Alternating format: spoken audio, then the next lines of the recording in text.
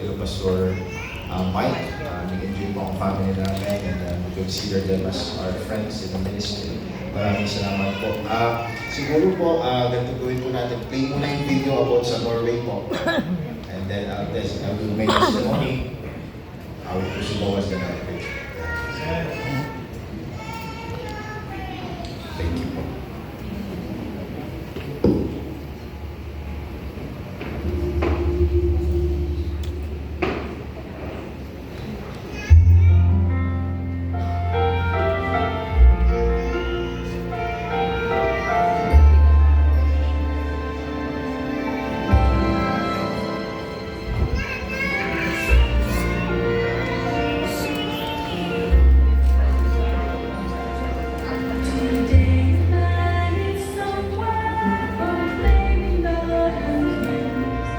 Bringing families to Jesus all around His neighborhood. He tells them God is able to make their homes a home. He wants to win His world for Christ, but we can't do it alone. But each one, as we follow after Christ, we all can be one. We can be one to the Savior, and together we can tell the world that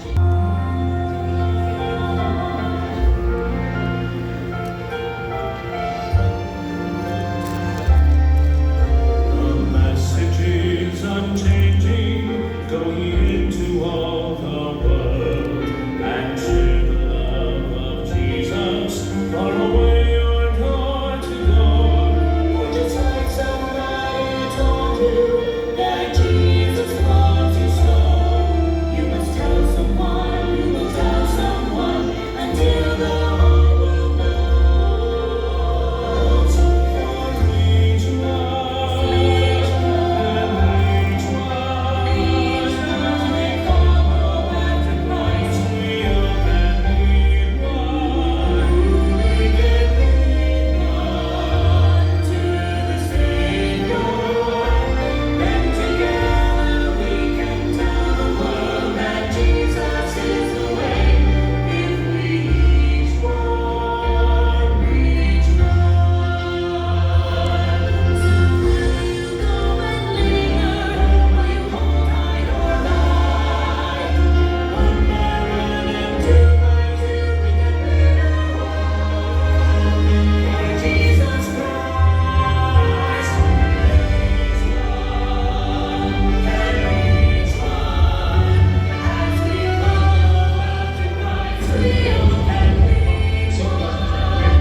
one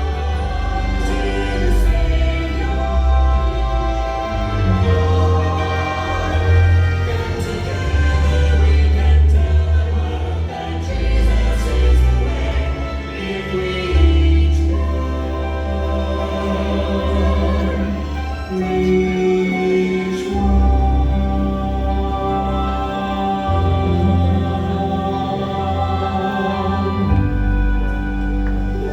Amen po. To God be the glory. Muli po, Missionary Abraham Marizabal, your calling brother and partner to the country of Norway. Ang sending church po, Grace and Truth Baptist Church.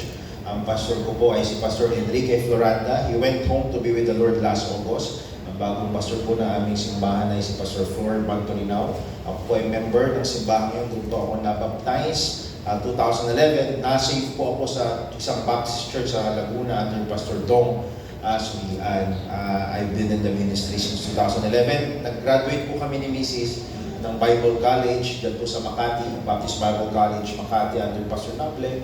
Before po ako nagsuko ng buhay sa Norway, I became a pastor sa Sapang Palay, Bulacan po, a 4 years mission work. And we also started a mission outreach sa Alfonso, Cavite. So yan po ang nangyari sa aming buhay. And also, we're also a tent maker before. Kami po ay nagtatrabaho ni Mrs. Si Mrs. po, she works in Mapua University sa Intramuros. Ako naman po ay nasa property management real estate business. Na-experience ko po na property management dito locally. Ang mga hawak po namin yung mga high-rise condominium sa Manila and Parañaque. Pero nung during the pandemic, nung nauso yung work from home, I got the chance and opportunity by God's grace na ako work sa abroad, sa States, ang mga client sa States, pero nasa bahay lang. So I work for some real estate companies sa abroad, so ang sahod $4. Pero nung nagiging malinaw na po ang panawagan ng Panginoon, yun po yung talagang tumugod na kami sa panawagan. We left Alfonso, pero nagpatuloy po yung mga bunga namin. Yung mga bunga po namin ay na-transition po namin sa ibang church at doon na po sila nabautismuhan. Nakakatuwa po dahil nagtanim po kami na nagtanim. Ngayon po nakikita namin yung bunga na yung mga bunga po namin sa Alfonso ay nagpapatuloy. Tunay po na Paul planted, Apollos watered, but God gave the increase. Yung mga bunga po namin, they're now faithfully. Sila na po yung leaders ng church. Sila na po yung soul winning song leader. Praise the Lord. Sa Bulacan naman po, dahil sinalo ko lang din po yun, nung nag-surrender kami sa Norway, ay naiwan po yun sa isang diko ng church. Now regarding Norway po, ang Norway po ay isang Christian country. Rooted ang Norway sa kanilang tradisyon at kultura sa Kristyanismo. It's very evident kahit sa flag nila there's a cross. For thousands of years, ang prevalent po, ang strong sa Norway is Christianity. But during 1960s, dahil dati mahirap silang bansa, but during 1960s, they discovered yung nagpayaman sa kanila, yung pinagtatalunan ng mga bansa ngayon, oil, which is the black gold. Ang Norway po ay isa sa mga mayaman when it's come to oil reserve. Pag sinerch nyo po, dalawang bansa po may mayaman ng oil reserve. It's Qatar and Norway. Both has trillion oil reserve money, oil money. So, nung yumaman po ang Norway, bumagsak naman po ang spirituality.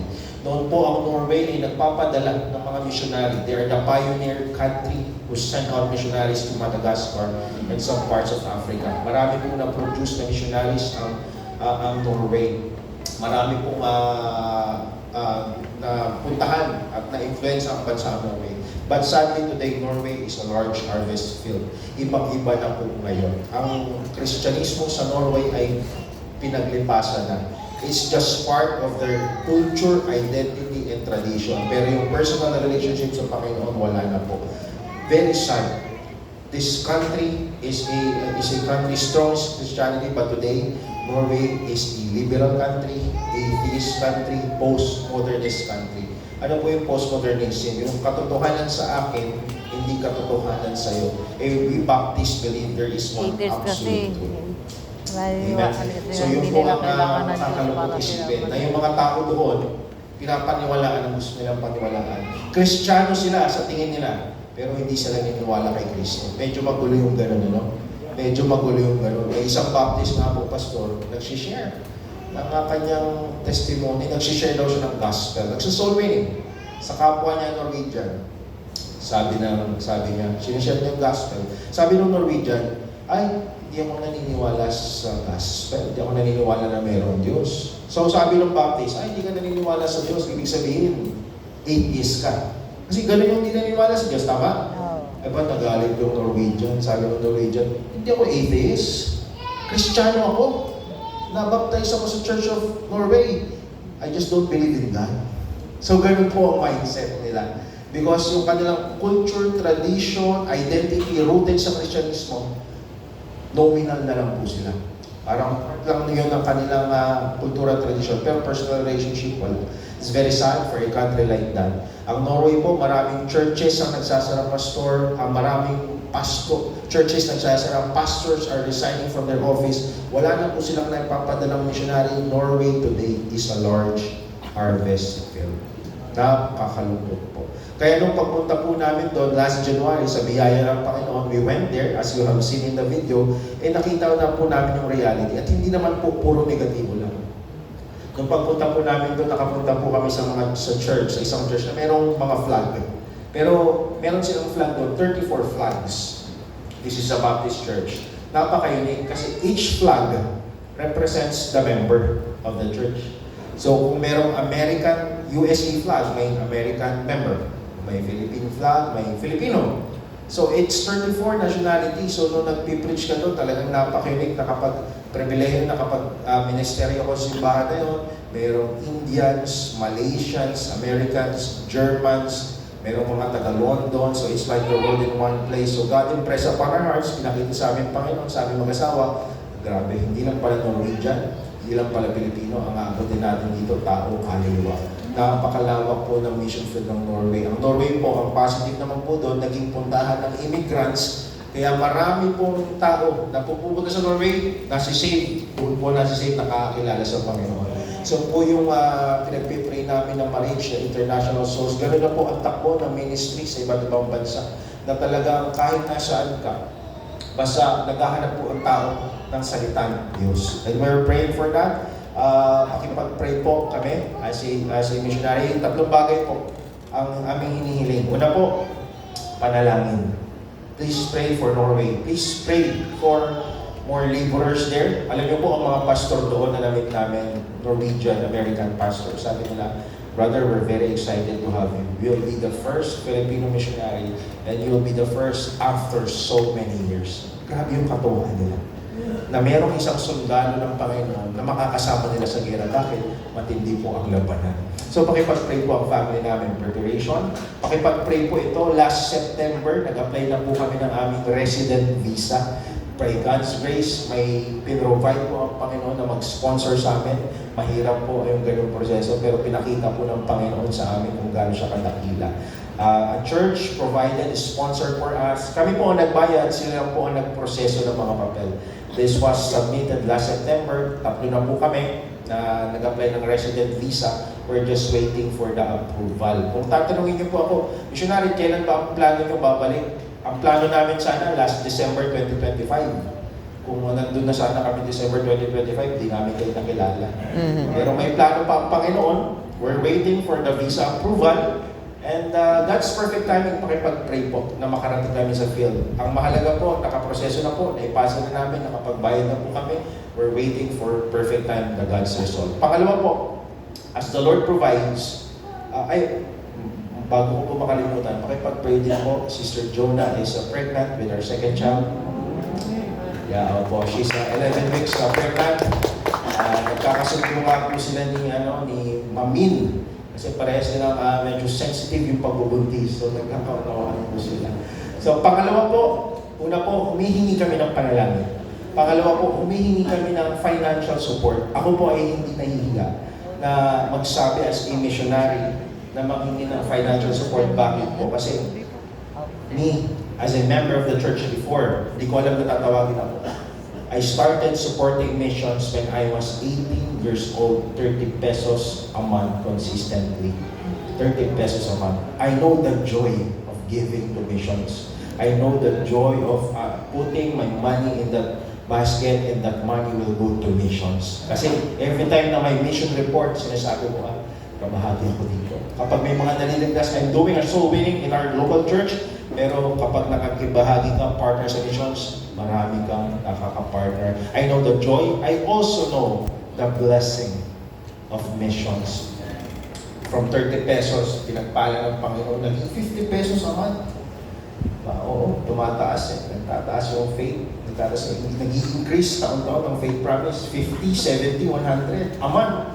Naging 150. Fast forward na tayo, naging 400, 500 a month consistently. Naging 1,000, 2,000, 3, 4, 5, hanggang 10,000, hanggang 11, hanggang 12, 13. Pataas po ng pataas, ano? Kasi sabi po ng Panginoon, my God shall supply all your need according to His riches and glory for Christ Jesus. And sabi ng Panginoon, sa 2 Corinthians 9:8, ano? Yung biyaya niya,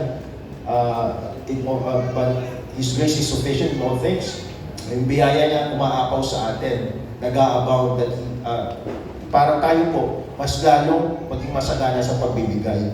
Ganun po ang na-experience ko sa pagbibigay. Without knowing, I will someday become a missionary. I know the joy, I know the blessing of mission. Kaya every time po na may pumupuntang missionary sa amin, no, we're very excited kasi kabahagi kami dyan. I'm asking this not because I desire a gift, but because I desire a fruit that may abound to your account. blessing po ang partnership sa mission. Pangatlo, hindi lamang po kami nanghihingi ng panalangin at suporta, kami rin po ay nagbibigay. Ano po yung binibigay natin? Hamon. Ano po yung hamon? Sabi po ng Panginoon, yung aanihin po, the field is white, ready to harvest. Pero walang manggagawa. We need more laborers. Kaya sabi ng Panginoon sa Matthew 9, pray ye therefore that the Lord of the harvest will send forth laborers into the harvest. Alam niyo po, praise God, ang Pilipinas po ngayon ay hindi na lang basta a mission field, we are now a sending field. We are now a sending nation. Dati po marami, kulang pa po sa Pilipinas, kulang pa po ng manggagawa, pero praise God, ginagamit na ang Pilipino ngayon ng Panginoon to send missionaries. We need more laborers in the field. Sa Norway po, as a first missionary, kulang pa po talaga. Alam niyo po, as of today, currently there are 7 families waiting for us, praying for us. Ang sabi nila, missionary, can you pray that you'll start a church here in our place? Another family is saying that. Parang magkakalayo po sila. Parang Luzon, Visayas, Mindanao ang layo. So bakit? Kulang pa ng manggagawa. I can say this, mas marami pa po ang Baptist Church sa buong Cainta kaysa sa Norway. Mas marami po ang Baptist Church dito sa Cainta kaysa sa Norway. Ganun po kalaki ang pangangailangan. Praise God! Ang Pilipino nakapagpadala ng missionary sa 1040 window sa Asia, but we can send out missionary to first world country. Ginagamit na po tayo ng Panginoon. So maraming salamat po. Please